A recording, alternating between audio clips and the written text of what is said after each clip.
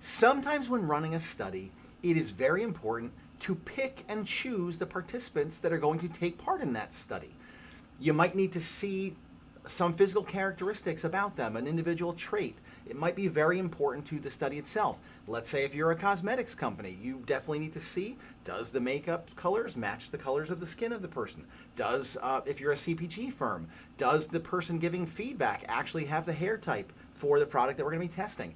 It's super important sometimes to see those people, especially if you're going to be conducting live conversations, which require a little bit more setup, and if you get the wrong person, requires more time to replace someone. With the new unlimited testing option from UserTesting, it literally couldn't be any easier. If you're not on unlimited testing, I highly recommend you reach out to someone and get switched over to unlimited testing. It's the best value you could ever possibly buy. So with that, let me show you how easy it is to do manual recruiting with UserTesting. I'm in the UserTesting platform right now, and what I'm going to do is I'm going to show you a quick example where I've already done manual recruiting, and then I'm going to take you through it. So I'm going to switch over here. You can see this is a diary study that I have run. Yes, you can do diary studies in UserTesting, and I'm going to go into full detail in this with a tutorial in the next week or so.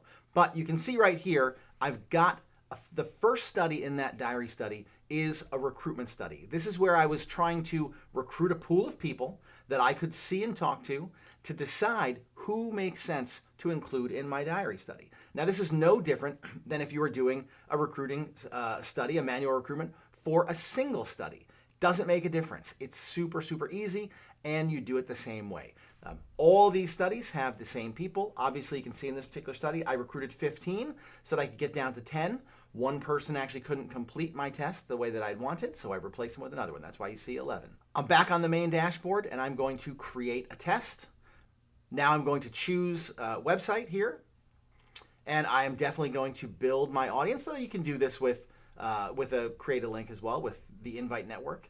Now I'm going to select my audience and start building the elements that are required. I am now on the audience selector, and this is where I'm going to set everything up for my manual recruit. Now the first thing is, how many contributors do I need?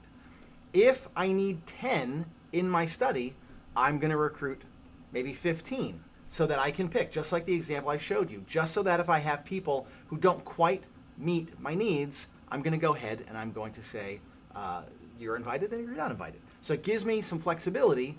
Just like if you were doing a lab recruit, you would always over-recruit to make sure that the people that you have are the people you need without any delays in your study. Speed is important. User testing, one of the core tenets of user testing is that you're going to be able to do your research very fast. So here we'll say 15. We pick whatever filters we want, again, country, I'll just say United States, and maybe an age group here, we're going to say, 18 to 30. And then we're going to go ahead and I don't really need to select any others here. I'm going to come down and I'm going to write a screener question. And the screener question might just be something as simple as, how would you describe your hair? Something like that.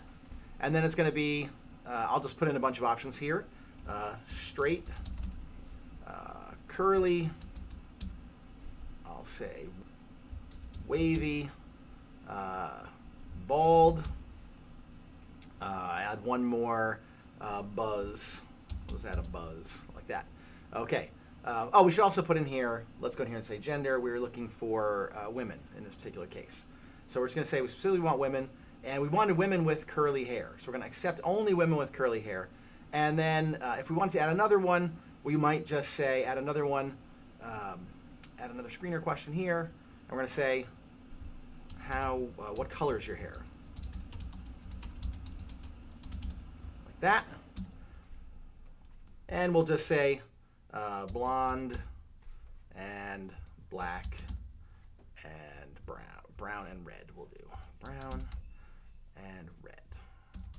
We're not looking for anyone with any other colors. And so we're looking for people with black hair, except that. And this is the criteria that we want. Now, remember, we're doing a manual recruit here, so not everyone who is selected is going to move on, but people that are selected will need to complete a second study, perhaps in the same day or tomorrow. So we're going to add another screener that just says, if you are selected for this study, you will be asked to participate in a follow-up, in a second study within the next 24 hours. Are you willing and able to do so?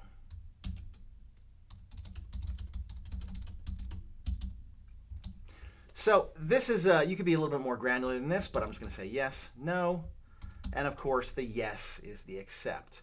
So we're letting them know there's going to be a follow-up study here, and so when you say done, we're going to have our basic audience profile here, and then when we build our test plan, the only thing you really need to think about in your test plan is, one, making sure that you show them, that you see them on screen. You want contributor view turned on.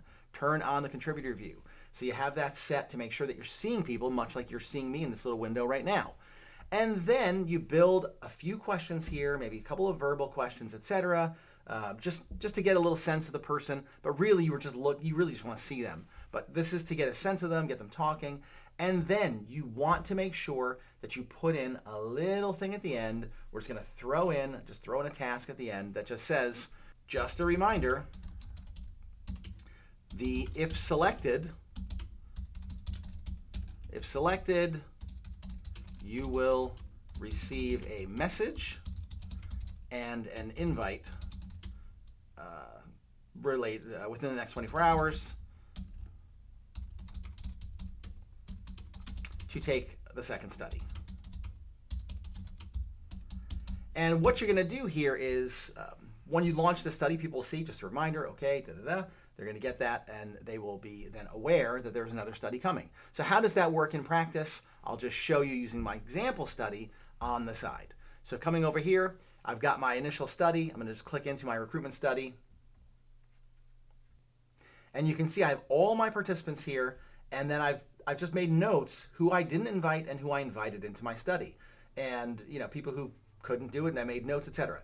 Then, if I want to, I just add them to a favorite group. And I create a new group, and I say, okay, I'm going to call this whatever the study name is that I'm going to be doing. So I've got a new study. Let's just say in this case, it was my perplexity study. I was doing a study on their new Common AI browser. You create that favorite group, and then when you're actually recruiting the second study, when you're going in and doing the audience for the second study, all you're going to do when you actually build that audience is you're going to say select favorite contributors, and then you're going to select that extra audience. You're going to say, oh, that was the study name, and I'm going to just pick it from my list. So I just open the drop down, and I select that from the list.